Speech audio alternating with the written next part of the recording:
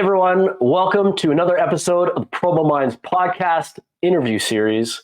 Today we have a special guest in the HR and health and safety department, and I think you guys will find a lot of value in what he has to say, because initially when reaching out and having a little back and forth with him, I really did see the need for his services, and also the fact that his company, they deal with all the headaches that the typical entrepreneur doesn't really want to deal with. So he's got a lot of value. He's also a former business owner himself. He has been an award-winning business development professional with over 20 years of experience helping businesses thrive. He helps small to medium-sized businesses find effective HR and health and safety solutions to manage their staff and stay compliant. And he also enjoys playing tennis, watching baseball, and traveling with his wife and son. So please welcome to the show, Ethan Luong. Good afternoon, Steve. Thank you for having me on your show. Thank you for joining me, and all the viewers out there, the audience, all the listeners on Spotify and Apple Podcasts. And yeah, I appreciate you joining us today. You have an interesting career. Just with our back and forth, you had said that you attended Fanshawe. You had a business cafe in Hamilton, and you also now are a business development representative for Peninsula, which does H&R and health and safety. So maybe you could elaborate a little bit more on your current position and how you go about helping business owners. Thank you for the question, Steve. So I work in the fractional HR support world for a lot of small to medium-sized businesses in around the GTA. With helping small businesses, they're navigating through the ever-changing landscape of legislative changes, day-to-day activities that employees have to be managed for, and it's quite interesting to learn that at the end of the day, there may be all sorts of different businesses, but really the employers deal with similar problems because people are people, and we have to manage people effectively and setting the right expectations. So what Peninsula does is we kind of support the business owner who's small enough that they need ongoing support, but they're not big enough to hire that HR manager per se, like a bigger corporation. And I think that's the void that Peninsula Canada fills here in the Canadian market. I appreciate you clarifying some of that up. And I'm interested in hearing what are some of the typical questions that a small to medium-sized business usually has when they're approaching you initially?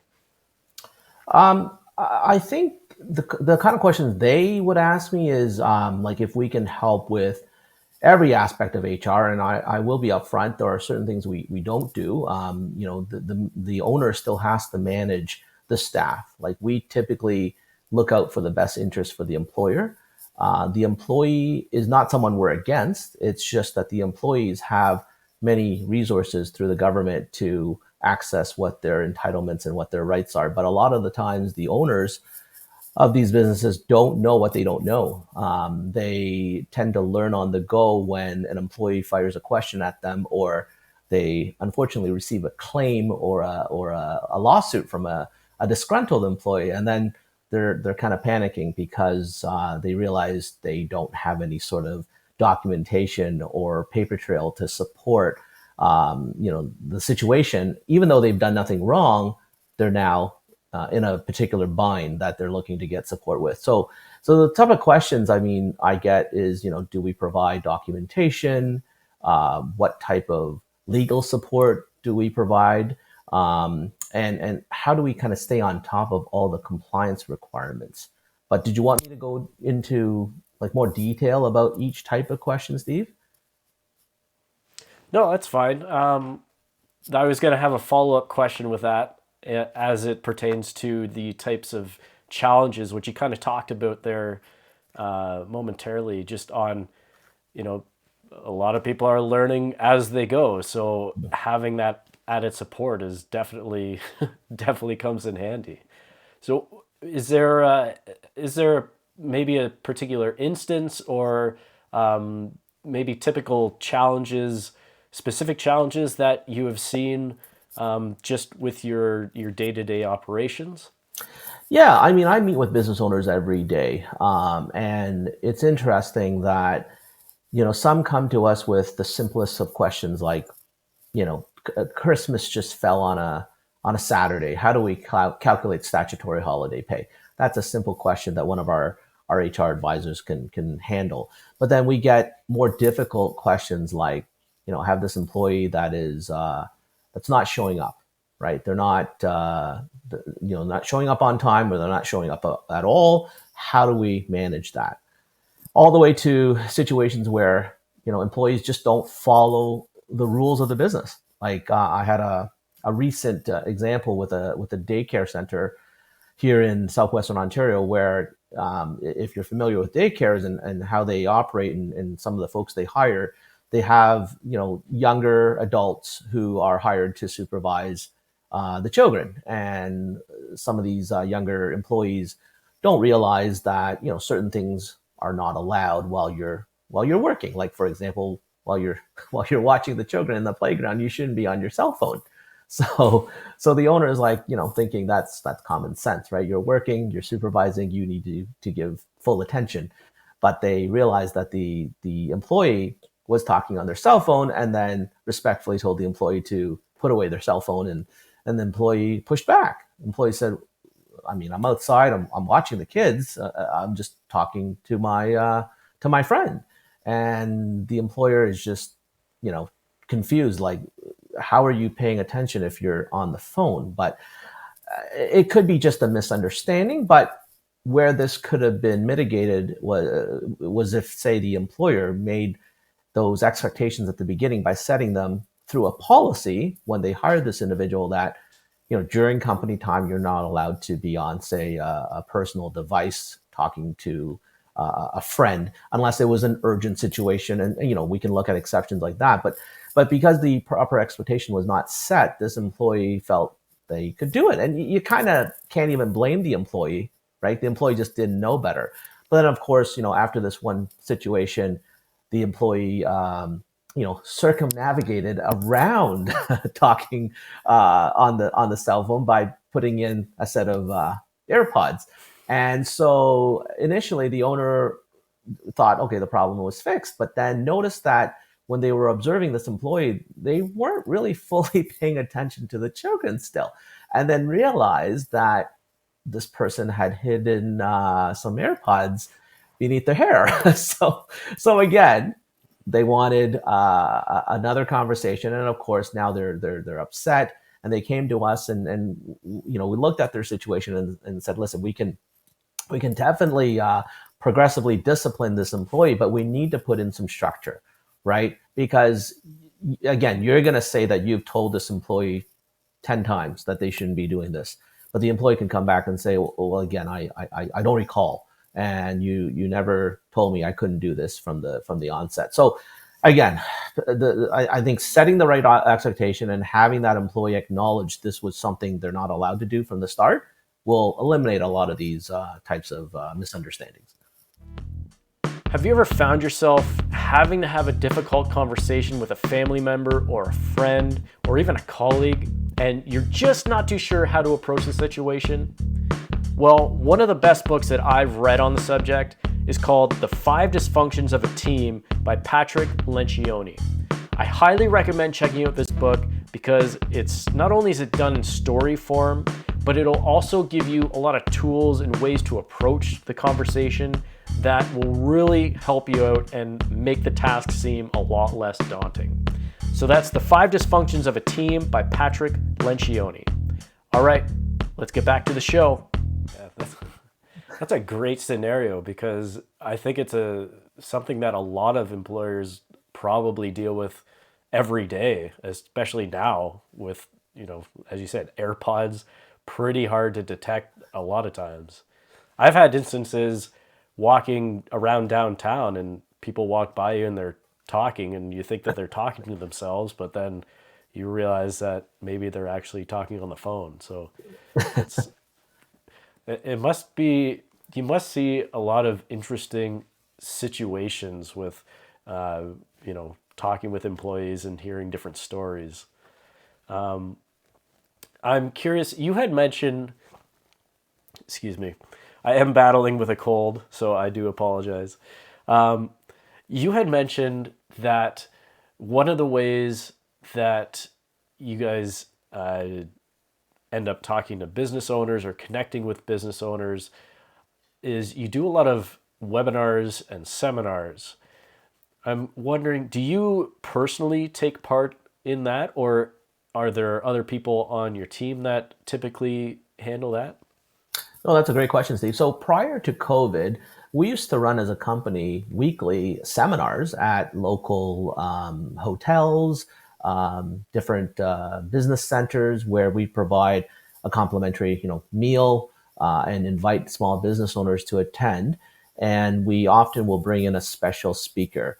I'm by no means an expert in this field. I'm not an HR consultant, but we do bring in one of our HR specialists to talk about some of the latest changes in the legislation, any type of topics that are common in the workplace, and then that allows business owners to listen to each other with some of their own challenges, and then be able to kind of network as well. And at the same time, then if they're looking for some specific support, we book a complimentary consultation with someone like myself that will take a much deeper dive and do a bit of a gap analysis into your business. And then we go through a series of questions to make sure that you are aware, for one, some of the things you need to have in place to protect your business. And then if you're not aware of some of the things and then how to kind of go about it, we have a solution that we would present depending on your type of business, and we tailor it. The key is to tailor it for your industry, because oftentimes we see people use kind of a blank template, and they think that, well, that's something I can find on the internet. I can just download a template of policies or even a contract. At the end of the day, if it's not legally enforceable, and that's really the key, is having an employment legal specialist look at it and be able to tell you, hey, is that something that's going to actually protect you? I think is really what's important. Um, yeah. So I think what happened then after with COVID was COVID changed the entire situation, where we had to kind of transition to more of an online platform, and we now run a lot of webinars. Myself, I ran a few at the beginning of the pandemic. Then we decided that we would bring on more specialists from different fields. And then internal staff as well that dealt with real life situations to give kind of a wider audience a view on the latest changes, because from what we saw during COVID, there were a lot of shifts in the world of employment, from layoffs to mass terminations to lockdowns, and I think that really provided some peace of mind for a lot of folks that then couldn't attend in person anymore, because we weren't running the seminars, but then the online platform actually reached a much wider audience. So yeah, so mainly my role is then after the webinar, just like after the seminars, meet with privately business owners that are looking for a solution. That's amazing. That actually reminds me I come from the swimming pool industry. And when COVID happened, and obviously there was a lot of confusion, and people were trying to figure out, what can we do, what shouldn't we do, and there was just a wave of confusion. One of the ways that I saw an opportunity with was to go to more webinars or to go online, which, I mean, everyone went online, but to be able to reach our customers through webinars and through those online platforms and giving updates, I think turned into something very valuable, to be able to introduce people to experts in different suppliers or just experts in general. So I think that's really cool that you guys didn't even really skip a beat. And if anything, it probably, as you said, the going online, you were able to reach even more people. So it was probably, one of those circumstances where it's taken a negative and making it into a positive. So that's really cool. There was a couple things that you had mentioned in that answer that I wanted to talk on, and the going back to near the start, you had mentioned how employers they should have an actual policy that is you're able to legally enforce. I know with partnerships, they say with partnerships you want to get a lawyer to oversee everything, and I'm sure it's a similar thing in the HR world with having that HR expert overseeing it and whatever legal things need to be in place to enforce it. I'm curious to know, as it pertains to, like you said, you don't want to just go to the internet, and now we have the AI with Chat GPT and whatnot, and I've seen videos of some people scripting up their own agreements and their own sort of policies on there. What's your take on using a platform like that, and do you see a role or any way where AI or ChatGPT could actually be used in a way with your industry? That's a great question, Steve. I think there's definitely an opportunity to get general information. I mean, the internet provides such a vast array of information. It's hard to navigate, for one, and two, what is up to date, what is actually correct. You don't really know. You want a professional, but not only just an HR professional. You want someone who, in the employment legal arena, actually knows that that's something that's stood up in court. We see it all the time where people say to me, well, Ethan, I have a contract. I wrote this up myself, or I copied it a little bit from something else that I had at a different workplace, or a different friend of mine owns another business. And I politely say, well, just because something is signed doesn't necessarily mean it's legally enforceable, right? It has to have the proper language. It has to be up to date to current compliance requirements. And even then, an employee can always challenge the position. And you may not have done anything wrong as an employer, but still have to legally defend it. So we always say, like, yes, there's information out there. Our own company, we have a platform for our clients on our own software that allows folks to use some AI and be able to type in a general question like, how do I terminate an employee? Well, it sounds like a simple question, but there's a lot to it. So then what we do is then connect that user with one of our experts that will then take the client, holding their hand through the entire process, because at any point in time, the situation can kind of go left, can kind of go right. And then how do you kind of react to that as an owner? If you don't know, because you think, well, it's just a one kind of 1, 2, 3 step process. It's not that. It's always that simple, right? It can suddenly go sideways, and that's where I think you want the professional that can kind of guide you through that as the situation changes. So I think, yeah, to answer your question, I think a little bit of AI helps, information helps, but information can be great, but it can also be dangerous if you don't use it correctly. Yeah, that makes a lot of sense. And it's interesting talking with experts in different industries. They all kind of say the same thing when it comes to AI and using ChatGPT. Is it's almost like gathering a rough draft to get past staring at the blank page, but you don't want to just say it's the be all end all. You still need that humanism or that actual expertise up to date advice to go into things. And I've seen that with not just the HR world, but also copywriting, as it pertains to leases and partnerships, that sort of thing. Like, as you said, it's good to get information and kind of some general knowledge, but overall, you don't want to just go off of something that you pulled off of the internet. So, before we move on past this question, the lastly, because I don't want to forget this, I noticed you had posted about a seminar coming up or a webinar coming up. When is that happening, and what is it about? I believe you're referring to, and I, I apologize, I don't know the one off the top of my head, but I believe it's the one that is being held tomorrow. Is that the one you're referring to?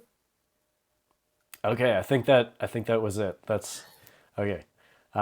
This is obviously going to be released after that webinar happens. So, if there is any other webinars coming up, we can talk about that I towards can the end talk here. about that one there, Steve. So, like, it is pretty much our first webinar series after the new year, after the holiday break. A lot of people, I'm sure you're aware, we're still probably off on holidays last week. So this one is with one of our legal experts, Olivia Cicchini, and then our manager of consultancy services, Kilian Sculiari, and it's going to be talking about it's a new year. It's a there are a lot of new laws that are in place now for business owners.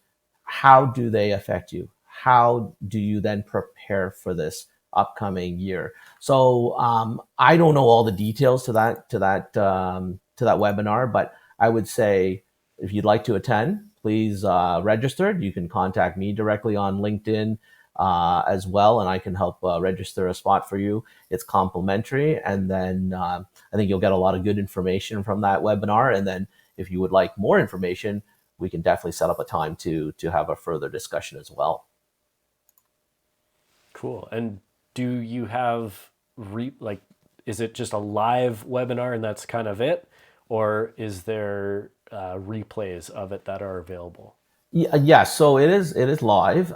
We have live interaction as well available for the participants. But then on our website, we do have like a log of all past webinars. I'm not sure how quickly we upload the most current one, but I know there's a section you can navigate through that has all sorts of past topics that were discussed. I think there was one not too long ago on accommodations and how employers can learn about accommodating certain employees with requirements for accommodation. Right on. Well, then we can definitely add that to the show notes, and yeah, so people can have a chance to see not just that webinar, hopefully, but then some past ones as well, because that's the thing about New Year's is not only do they bring New Year's resolutions, but they usually bring along some new laws and regulations and all that fun stuff. Yeah, no, exactly. And depending on the province you're in, there's more changes, per certain provinces. We actually support, I would say, almost every province across Canada except for Quebec. Quebec is somewhere we haven't entered, and we're not currently supporting the territories either. But we support every other province across Canada. Right on. That is good to know. I've had a couple interviews with people in Alberta, so that'll be cool for them to connect with as well. Now, Ethan, I'm curious with your career trajectory. How did you initially get into the position that you're in now? Because, like I mentioned at the start of this, you said that you attended Fanshawe, you had a cafe in Hamilton like 20 years ago, and so now you've moved on into this sales role. So how did that come about?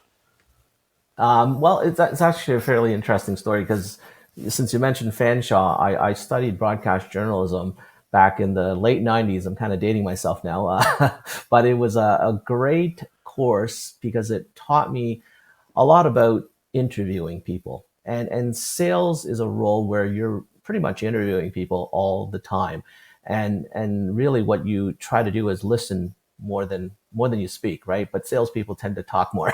I always try to catch myself and try to listen more as I ask questions. I want to give people the opportunity to speak. And I think it started with that kind of education that brought me into, well, not sales right away, but I've always wanted to be an entrepreneur. And at that time, I had decided to start a cafe business. I grew up in Hamilton, great city, and wanted to kind of give back to the community as well and stay within the McMaster area community. So decided to open a business there, and then quickly realized how hard it is to own a business and how hard it is to manage people. And that venture taught me a lot, and it also kind of, really made me humble in a lot of ways, because it wasn't the most successful business, but it led to where I am today. So I always believe in, certain things are meant to happen regardless if they're good or bad. It allowed me to meet my now wife, who is a corporate lawyer. So she works with small businesses every day herself, and that was very interesting because when she decided to go to university, she wanted to study law and get into the corporate legal field.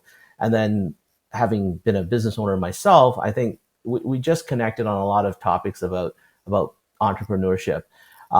From there, started my sales career really with the Yellow Pages. I will say that really taught me 10 years of working with small to medium-sized businesses. And that was a different consultative approach, because with advertising, of course, you're helping the business owner, build their dream.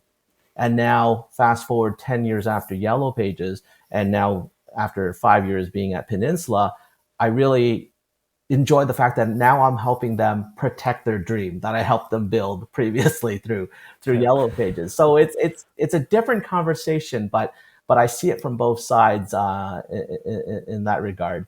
And I think I enjoy just learning about what business owners go through, because it's a different conversation every day, and that's what I find interesting. I'm not going in selling garbage bags, right? I'm going in to learn about a business, try to overcome and help them, find solutions to their challenges. And it's a rewarding feeling, because you see business owners really struggle sometimes, and they're kept up at night because they have an employee that's really difficult to deal with, and they just don't know what to do. If they don't, if they don't, treat them properly, it could backfire, or it could escalate, and next thing you know, now they're facing a lawsuit. So I find the role very interesting and rewarding, and not just from a sales perspective. Yeah, that's amazing. I was gonna say you had mentioned that your wife is a corporate lawyer, and just question on that. Does she help uh, business owners sell their business? She does. So she has about 12 years in corporate law experience, but her specialty is in franchising, actually. So she owns her own practice, and she helps a lot of folks franchise their business, or someone who wants to buy a franchise, particularly in the different provinces across Canada. She really enjoys, I guess, just learning about businesses as well, right? And then being able to help that business owner start that process to register their business. But yeah, she specializes in franchising, but really anything corporate. That's amazing. And with that, I was gonna say, because you had mentioned you went to the Yellow Pages to help businesses market their business and build their business, and then also now with Peninsula, you're helping them protect their business, and with your wife, you can help them sell their business. So you kind of have achieved the whole business cycle for for everyone. It makes for an interesting dinner talk usually, but we try to limit it. But it's definitely interesting because we can kind of refer each other, because I'll pass people along to her that requires corporate legal support, and occasionally she needs somebody that can help her clients with fractional HR support. So there you go. Some added value dealing with Ethan. For sure. Now, If you need some franchise legal support, please let me know. amazing. So I'm curious, as a you started talking about the day in the life of a sales rep, and how when you go into businesses, you're not looking to jam something down someone's throat. You're looking to learn about the business and to see where you can add value to it, and just learn overall what the business is, what the struggles are and challenges are.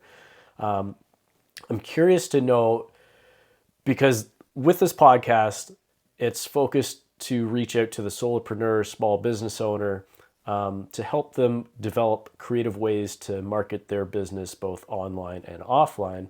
So I'm curious, with your background and what you're doing now, how have you found ways to market yourself and your services, and what have you found to be the most successful, or what would you recommend others at least look into?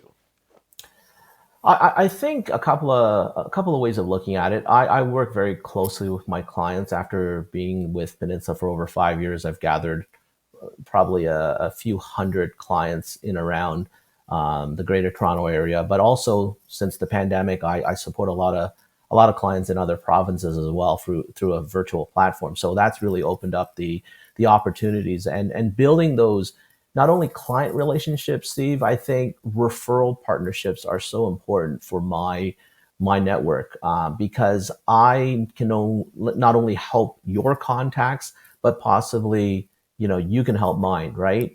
Because I have clients that might need bookkeeping services, and we have accounting firms that we've supported, where then we're kind of passing introductions to each other. I work with marketing companies, lawyers, even other lawyers that we support. A lot of folks think that hey, they're law firms, they should know everything about employment law, but it might not be the discipline that they specialize in. So we actually support some law firms as well for employment and HR support.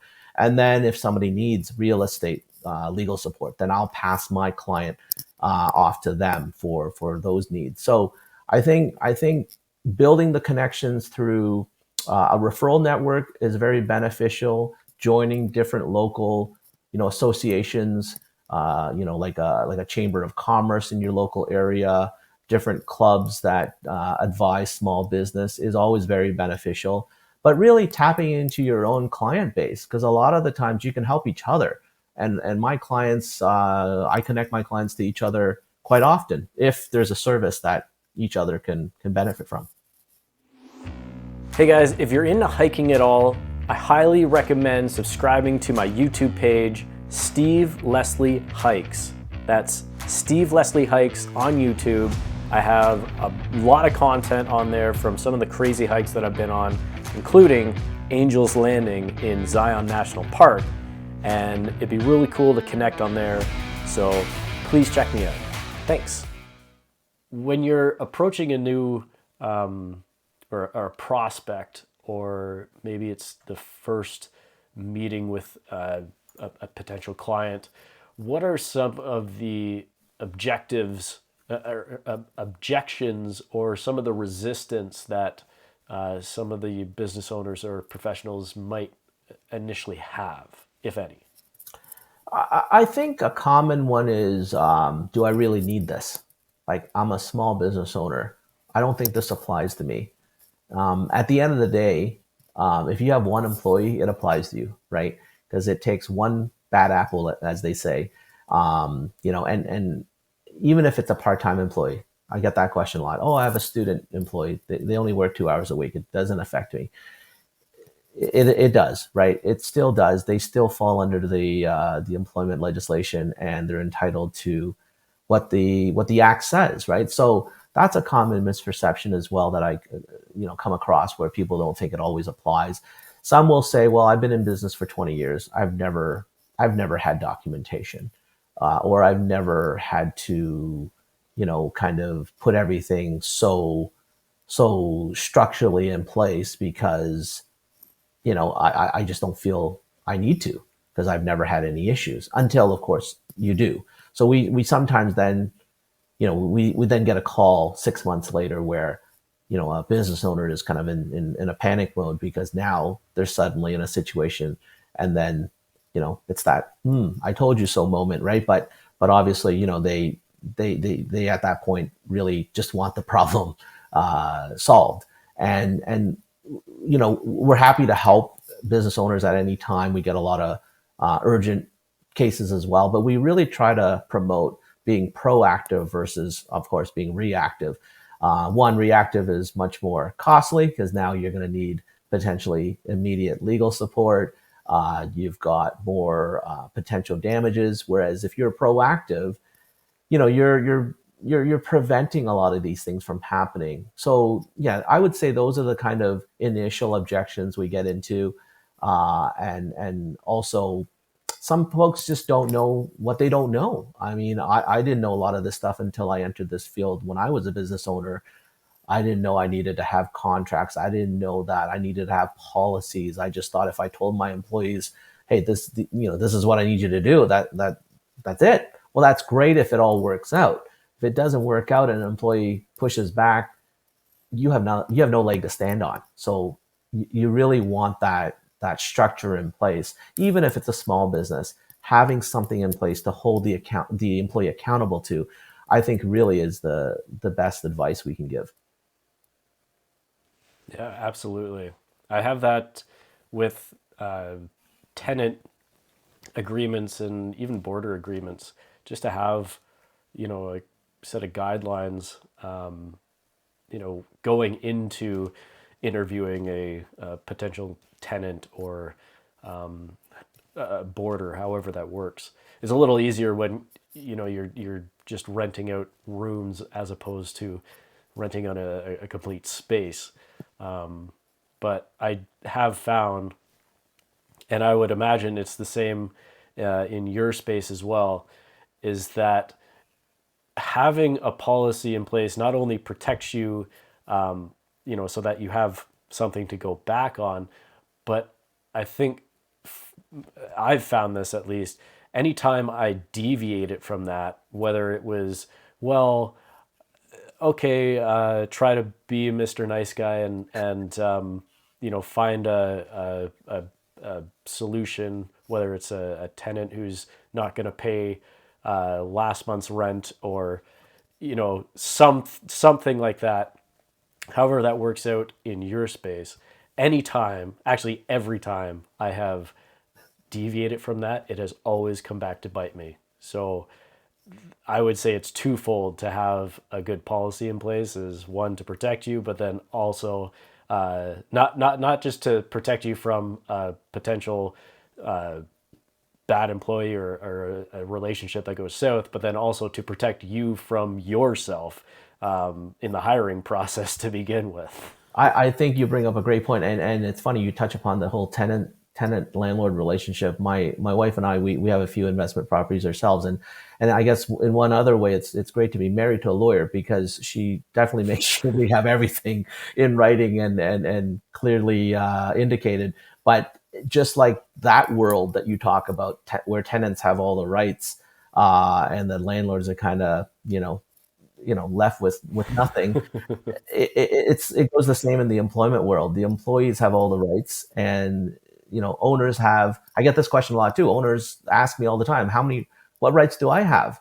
And the answer is zero. You have no rights. You have a lot of obligations to fulfill, but the way you protect yourself is by having documentation. Yeah, that's that's amazing, and it's good that you can relate to that as well. For sure. Now, I am curious.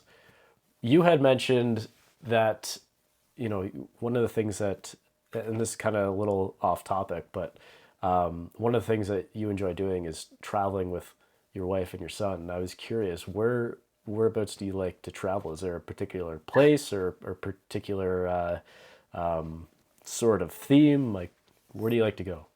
You know, we like to cruise. We just booked actually Right on. our third cruise, and it'll be the first one for our son to join. He's never been on a. He's turning 9, and we kind of held off on the airplane and the big ships until now.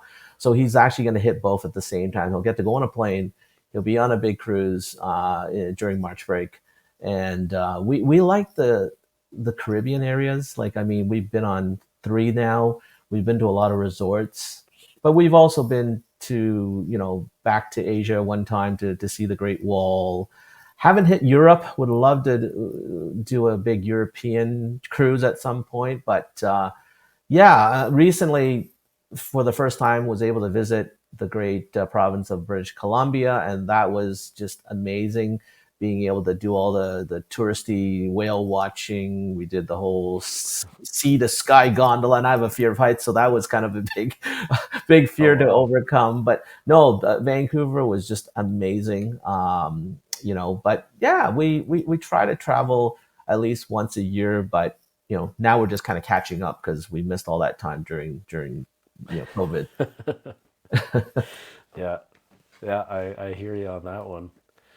I've never done a cruise, but I mean, I'm on the fence with it because uh, one of my old girlfriends had an interesting experience with one where uh, the holding tank, we'll say, kind of backed up, and Oh, so that was an interesting experience for them. But no, it'd be interesting to hit all these different places in the Caribbean, and just to see the different islands and the different sands and whatnot. So that's pretty cool. Now, question on your, I guess this is kind of personal, professional as well. I'm curious to know what is the biggest lesson that you've learned, or I guess maybe a challenge that you've faced in your career that you've had to overcome.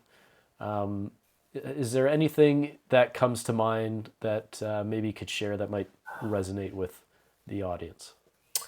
I I think being in sales, I enjoy being in sales, but I mean, it brings big rewards, both financially and obviously the satisfaction of helping a business owner with a product or with a service. But I think sales really humbles you, and I think I learned that early on that you can do really well for one moment, and then, like the old saying goes, you're only as good as your last sale. um, it's a roller coaster ride. You can really go up and go down, but what I've learned is to really stay kind of stable, like just try to stay humble. you know um, it's really a journey, right? It's a career that I've decided to take on where I can do as well as I want to be by putting in more time, more hours, but also being able to at the same time take it easy if I have other matters that I have to attend to. But I'm really excited by helping people on a day-to-day basis. You get a real satisfaction there, and then obviously you get the rewards of what sales can bring as well. So I think just learning to be humble, learning to enjoy the moment, rather than get too high or too low, I will say, is what I've learned the most in sales. Yeah, I agree with that too, because of the roller coaster ride. All right, we're getting into the last couple questions here. So, Ethan, I'm curious to know if you have any recommendations for books, podcasts, shows, YouTube channels, anything at all. What would you recommend the audience check out? I get this question a lot. People think that being in sales, there's always that one book that that I read over and over again. I have to be honest. I don't recall the last time I really picked up a sales book. I tend to learn on the go. I tend to learn from watching folks online, different sales videos. So you can say that's one way I try to hone in on my sales skills. But from more of an enjoyment perspective, I think I briefly mentioned to you that I'm a big mystery kind of fan. So I watch and listen to Dateline on NBC a lot. Because I'm on the road a lot, I do listen to the Dateline podcast, and I'm sure you're familiar with the great reporter on there, Mr. Keith Morrison, who, in my opinion, is one of the best, if not the best, storyteller. And you know, he just really also captivates the audience, and I think it kills a lot of good time when I'm on the road and I'm just driving, you know, by myself. I get to kind of, you know, fantasize and kind of live the mystery with that voice. So I would say that's my favorite podcast. That's amazing. Um, when you shared that, one of the people that came to mind in terms of amazing storytellers, you might enjoy listening or at least checking this person out, would be Cal Fussman. Have you ever heard of him? No, I'll definitely write that name down. Cal Fussman. Okay. Yeah, and a great podcast for you to check out while you're on the road with him. Excuse me. Would be Cal Fussman on the Tim Ferriss Experiment, because it's like an interview thing, kind of back and forth like we're doing here. Only Cal goes into all these stories on, like he used to write for Esquire magazine. He traveled the world for like 10 years in Europe, and he also got to interview all these great sports athletes like Muhammad Ali and some people like that. He was a sommelier on top of the World Trade Center before, like the original World Trade Centers before September 11th happened. And if you're into great storytellers, he's someone that will make you hang on the edge of your seat. So I definitely recommend checking him out. For sure. I look forward to looking them up. All right. Now, before we let you go here, Ethan, where can people find you? Where would you like them to check you out?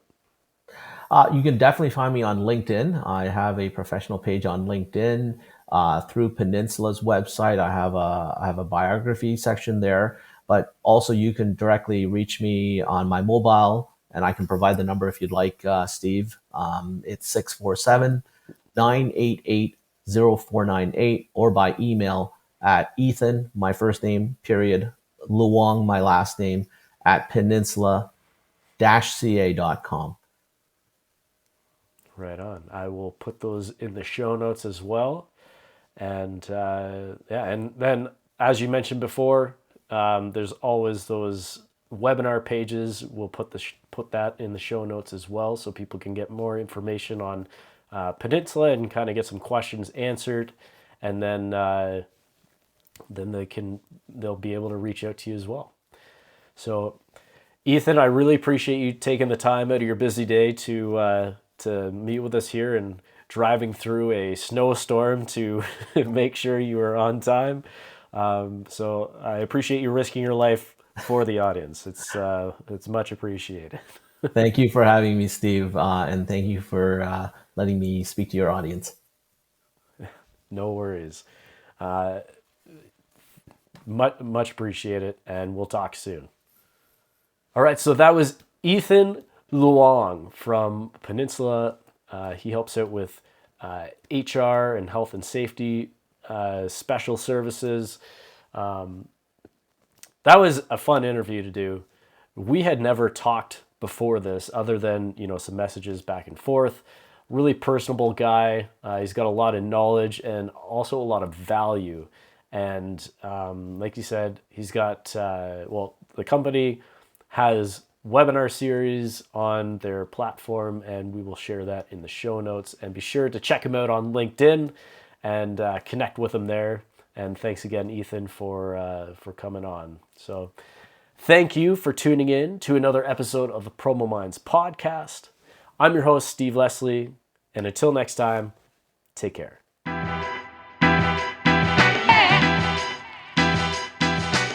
Thank you for tuning in to another episode of PromoMinds podcast. I'm Steve Leslie, and if you want help crafting your message or sharing your story, feel free to reach out. I'd love to help. Love coming up with ideas, and we can have a nice chat. So reach out to PromoMinds@gmail.com and I'll respond. Take care.